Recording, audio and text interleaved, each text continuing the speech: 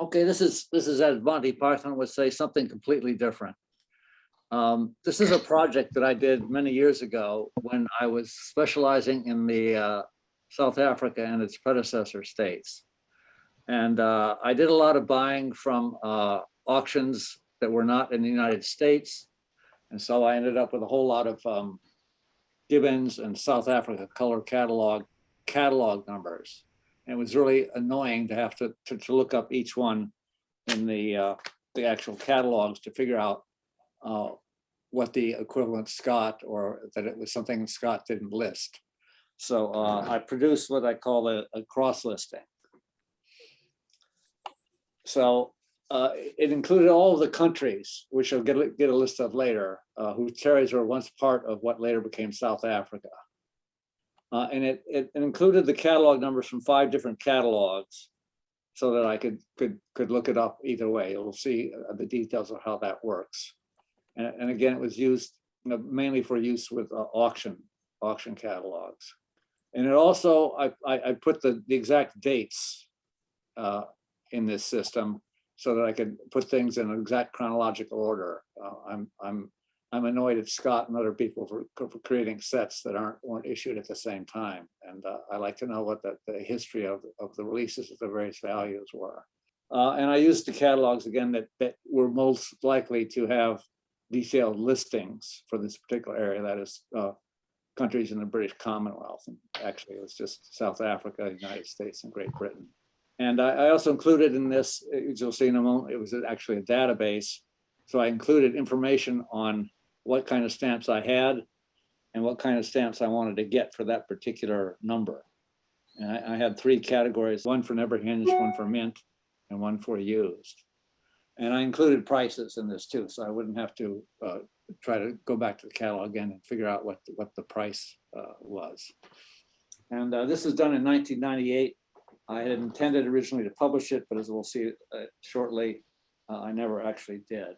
So the countries, these are in chronological order. The first stamps issued there were for the Cape of Good Hope starting in 1853, Natal, and then Orange Free State. And you'll see I've listed this twice. Scott lists this as Orange River Colony, which is a later name for what was originally an independent country, the Orange Free State. And the same is true of the South African Republic, which was later called Transvaal, which is known that way now in the Scott catalogs. And you'll notice this is very interesting because they issued stamps twice, because the country was occupied by Britain for a number of years and then became independent again, and then was reoccupied.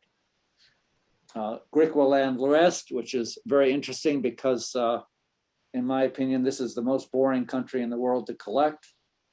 It consists entirely of a certain set of the Cape of Good Hope stamps, overprinted with the letter G, and all the varieties relate to which particular font the G is in. And there are a great number of varieties. So it's very, very boring to collect. Then Transvaal came along. There was this thing called Stellaland, which is one of several different independent republics that were very transitory. As you can see, it only issued stamps for 2 years, and there are only actually 5 stamps, and one of which is questionable. There's British Bechuanaland, which is a real pain in the butt, in my opinion, in the Scott catalog, because it's listed under Bechuanaland, also with Bechuanaland Protectorate. And the numbers for British Bechuanaland end, and then British Bechuanaland Protectorate starts with the next number, as if they were continuations of the same thing. They are in fact completely separate territories. We'll get to that in a moment. British Bechuanaland itself was annexed to the Cape of Good Hope in 1895, and Bechuanaland Protectorate is now the country of Botswana. It has nothing to do with British Bechuanaland, other than that, I guess Bechuana tribesmen lived in that area. Then there's the New Republic. This is another very transitory independent country. I believe that this is entirely in the area of what later became Zululand, and there was some sort of a treaty between these Boers who established New Republic and the king of Zululand, and in fact, it's most of the about 2/3 of the territory of Zululand was part of New Republic for a while. Then there's Zululand itself, an Orange River colony, which was the British takeover of Orange River State, and then South Africa, and following that, the various Bantu stands that were interested in issuing stamps, basically by South Africa. Nobody, and technically, they were not recognized by the UPU. You couldn't send international mail using these stamps. And I was, in fact, in South Africa in April 1985 for about 3 weeks. I traveled all over South Africa. I went, for example, to Vryburg, which was the capital of Stellaland. And there was, in fact, it's a tiny little town there. And they have a building that's actually a museum of Stellaland. It was a very interesting trip. I went to all the battlefields and so on. Okay, so here's a map of South Africa, and you can see most of what we've just talked about. The Cape Colony was the biggest area. This area here, right in the middle, that's Griqualand West. And this is here at this point, there was something called Southern Bechuanaland. We'll see in a later picture that Bechuanaland Protectorate was somewhat larger, but included this area as well. Here's Stellaland with Vryburg as the capital. There are a number of these little republics in South Africa that didn't issue stamps. For example, here's a thing called Goshen. There are no Goshen stamps as far as I know. Here's the South African Republic, now known as Transvaal, the Orange Free State. Bophuthatswana here is interesting. It's a high plateau with mountains, and it was never incorporated in any way into anything related to South Africa, and in fact is an independent country to this day, completely surrounded by South Africa. And this area over here, which isn't shown on this map, that is Swaziland, another thing surrounded in this case by South Africa on one side and Mozambique on the other. Here's New Republic, this whole area, New Republic and Zululand. That used to be Zululand, but New Republic was in this area. Natal was a crown colony. Here was a Griqualand East. Unlike Griqualand West, it never issued stamps. And then there were a whole bunch of little things in here that never issued stamps. How did there come to be two places called Griqualand so far apart? That's a good question. I don't know that at all. I wasn't aware of Griqualand East until I researched and got this map. And here you can see, here's Griqualand West. Griqualand East is not actually shown on this particular map, but here's Bechuanaland Protectorate, which is a much larger area. And this does not reflect the current border of Botswana, but most of this is now Botswana today. And here is the later picture. These show the Bantustan areas in South Africa, which we were there only for about a dozen years. And 4 of them issued stamps: Ciskei, Transkei, through which I drove, parts of KwaZulu here. And I went through some of these others at various times on the trip, but you didn't even realize that you were going into a country, a separate country. All right, so the basis of this obviously was a Scot, because that's what I would normally be using for my stamp collection. The Gibbons, British Commonwealth catalog, and then this thing called the South African Stamp Color Catalog. This is basically the equivalent of Scot in South Africa. And they issued it only for South Africa and adjoining regions of Southern Africa, like Southern Rhodesia and so on. There's also this specialized thing called Robemark catalog. That's only for South Africa, starting in 1910. And the Stamps of South Africa Handbook Catalog is like the very detailed Gibbons catalogs for the British stamps. It goes into how the sheets were done, the papers, all the incredible details, the various varieties and so on. If you really want to specialize in South African stamps itself, this is what you get. And I don't think they've issued a new one since 1979. I was going to include this King George VI catalog. I thought it was something special, but when I actually got a hold of a copy, it wasn't very useful. It was basically Gibbons numbers and nothing special in terms of additional varieties and so on. And I didn't include Michel or Hubert Tellier because they're not specialized in British areas, so there wouldn't be anything, unlikely to be anything special there for them. So I also was signing things which I very modestly called Pritchard numbers, and these were to be signed in strict order, strict chronological order, and all the varieties were to have their own number. So you wouldn't have 1 and 1A and 1B and so on. You just have 1, 2, 3 or whatever it was in terms of when the dates of when they were issued. I was going to make that a list for all of the areas that later became South Africa in strict chronological order, so you'd have a postal history by the numbers. But I didn't get very far in terms of doing that all, because, well, you'll see in a moment. What's all this data was put into a database, a relational database on my computer. And I used the database itself to actually generate the listings. And so I had chronologically by country with all the data, like the stamps I own, the stamps I want, the prices and so on. Then I could have generated a list that just used chronology without having the country separated. And then I had a bunch of the real cross listings, which is, for example, the first one is Scott order, Scott numbers.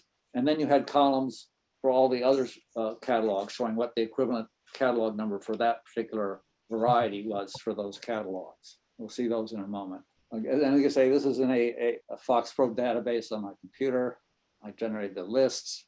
And but obviously I had to make the entries by going through the catalogs manually, stamp by stamp and so on, and comparing them. So I would go start with everything listed in Scott. I would try to find out what was the equivalent stamp in Gibbons and so on, and then any other variety that the other catalog had that matched the Scott closely. I could write a cross listing for that, and then I would have to go back to the other catalogs and find things that Scott didn't list at all to try to include those as well. The problem was there are a lot of problems with this. There's no catalog that is really complete in terms of the dates. Sometimes, very often, they didn't list the day or month of a particular stamp issue.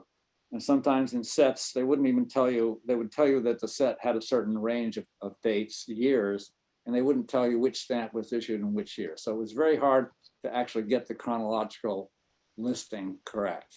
The various catalogs use different sub-countries. So you had a problem to deal with that.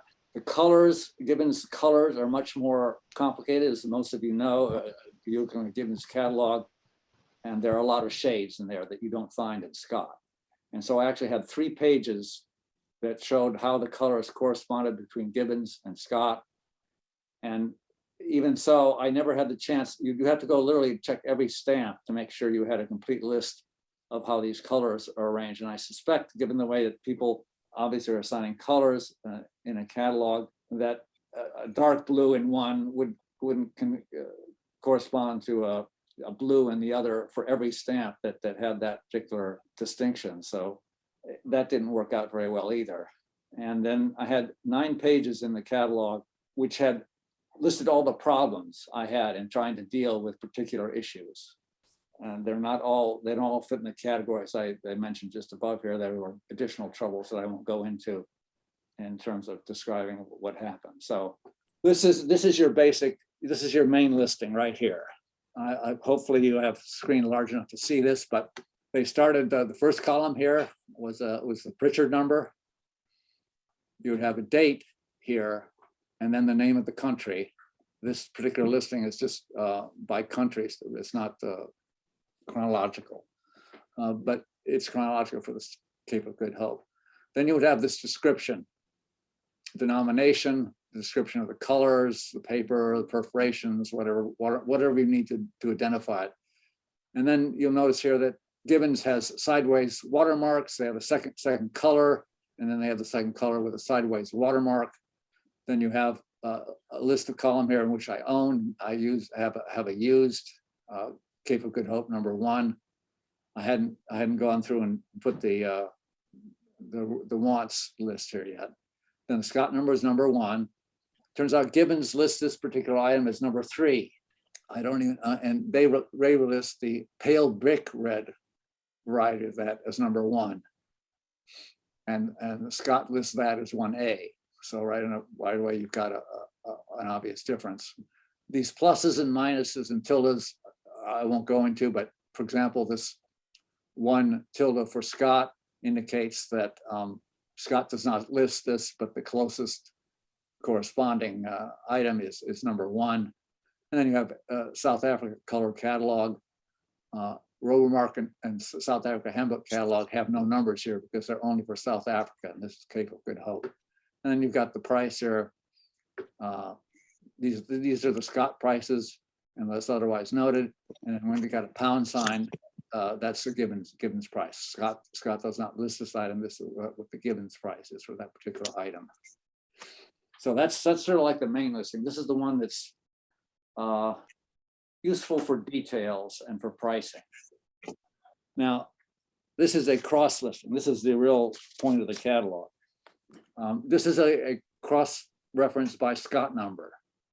So if you have British Bechuanaland number 1 Scott, it's a number 3 in Gibbons and SACC, and so on and so on. So if you get in, if you're looking at a catalog based on Gibbons numbers, here's the order for Gibbons.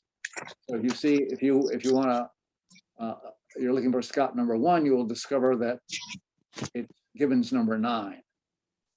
I did not get the column headings correct. This should be, say, SG. This should be Gibbons, because this is, no, it's not in Gibbons order. This is the Gibbons order here. So you actually look in the second column to see what the Gibbons stuff by Gibbons order is. So if you want to find, you're looking at Gibbons number 27, you discover that Scott is 27A and SACC is 27 with a lowercase a. And it goes on, here's a South Africa color catalog. And here you see the column for South Africa color catalog is all in numerical order. So you can quickly look up what number is what. So I showed a draft of this catalog to a stamp dealer named Tom Bansack at Total Stamps. It's just a loose leaf binder with all the listings and so on in it. So I showed him that. And he basically said that Scott in particular was well known for being extremely protective of its catalog numbers. And they would not appreciate someone publishing a catalog that allowed people to, who used Gibbons, for example, to find out what the Scott number was, because that would mean they would be selling the Scott catalog to those people. And with my Brown International Update pages, which I did, the same thing happened. Scott didn't appreciate the idea that I would put the Scott numbers in the frames for my stamp pages. So the ones I issue to people who want them, they do not contain Scott numbers in there. So I gave up the idea of publishing it at that point. And all these issues I mentioned, and again, I've only discussed the most difficult issues, were such that I didn't want to spend the time. I would have had to gone to the Collectors Club or whatnot and spend years searching through all the articles on these stamps to try to figure out more information about the dates they were issued and so on. So I just gave up finishing it, and eventually I gave up entirely on the specialized catalog of collection of South Africa that I had.